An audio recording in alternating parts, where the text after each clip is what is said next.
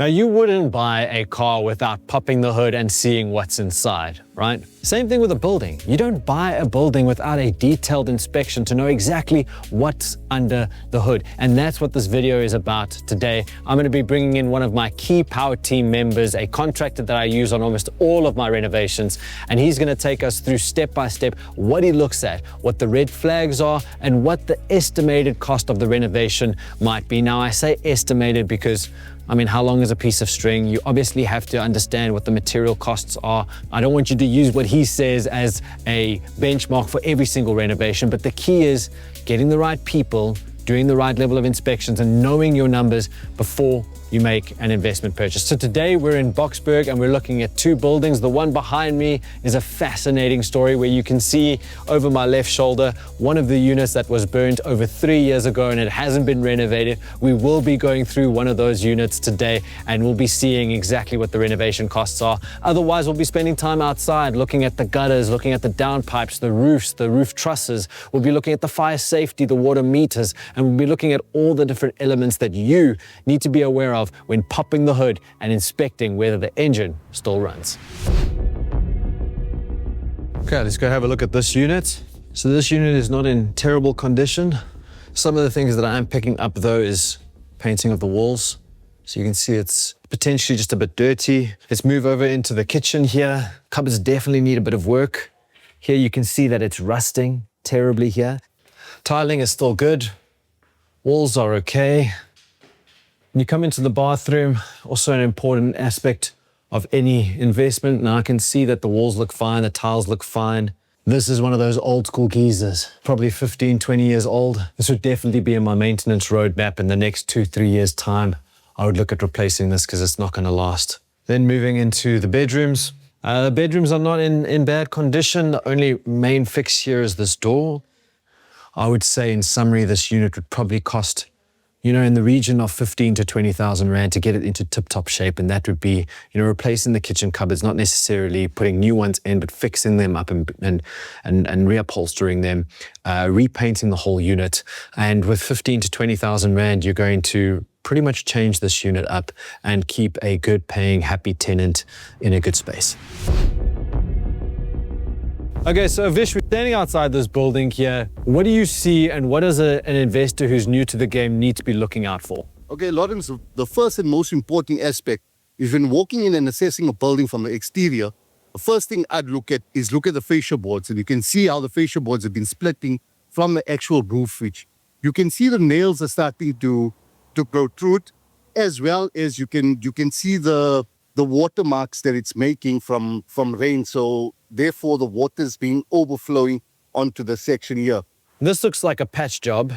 Is this something that needs to be... This has to be taken out completely. There's children that will be coming through here. Yeah. If a large window like this is at least 1/2 meter, I mean, there could be a baby that's climbing from the inside. Or if you're on a balcony on a second floor, third floor, you have to have safety glass. You have to have safety glass. You have to have and what kind of price tag are we looking at? Just the glass itself, for the size here, you're looking at about 1,300 Rand for the glass. Let's have a look at these cupboards, because this is shocking for me. So this whole thing has come completely loose. Obviously, they didn't seal it properly. Water damage, it's rotten completely to the core. So if we had to look at this whole kitchen, okay, we're planning to paint, put in an extractor fan, put in a new kitchen set, put in the new double sink, fix the taps, etc. We're probably looking at like 25 to 30 grand.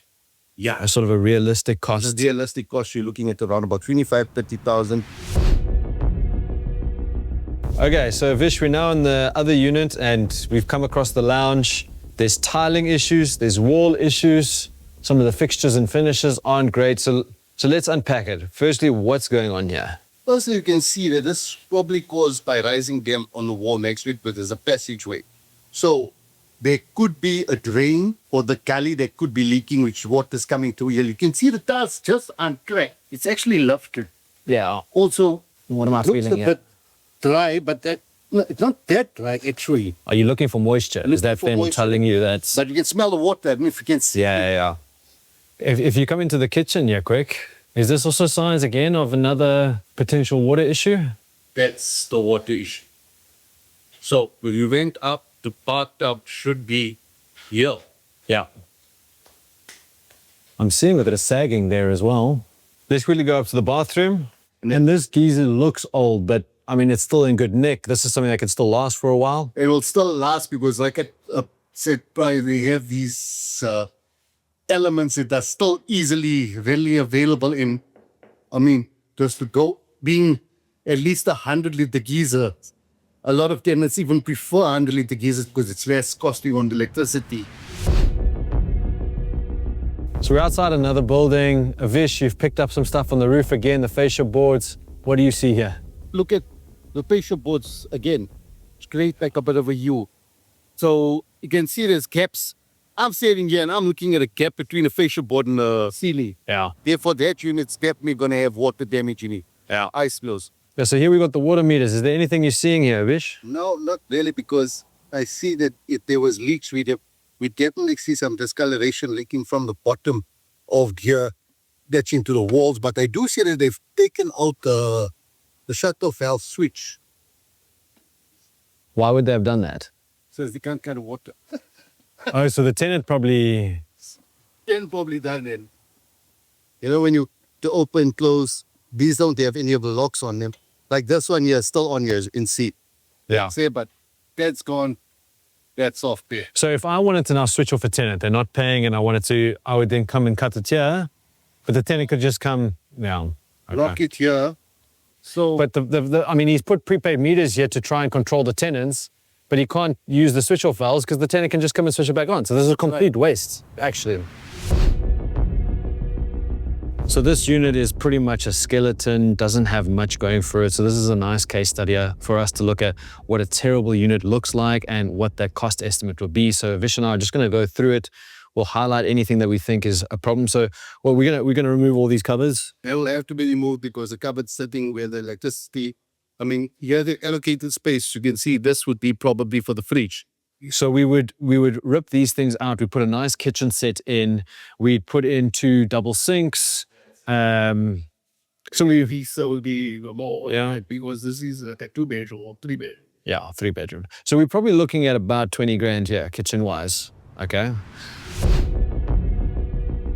So welcome back to Delinquent Landlords, the Boksburg edition. We are standing outside a unit that was burnt 3 years ago. The landlord has owned this building for nearly 5 years. So he was here when the unit burned, and he has done nothing for the last 3 years. This is what leads to hijack situations. You have a delinquent landlord that doesn't look after the tenant, that doesn't maintain, that doesn't provide a good quality accommodation. It's impossible to fill this unit. Eventually, opportunistic criminal is going to take advantage and place tenants in here and start hijacking the building. So I'm here again with Avish. We're going to walk through this unit and we're going to talk through what we need to fix. But be prepared. This is a bad one. Oh. Here's the start of the fire. This is probably where it started. Yeah. From the iron.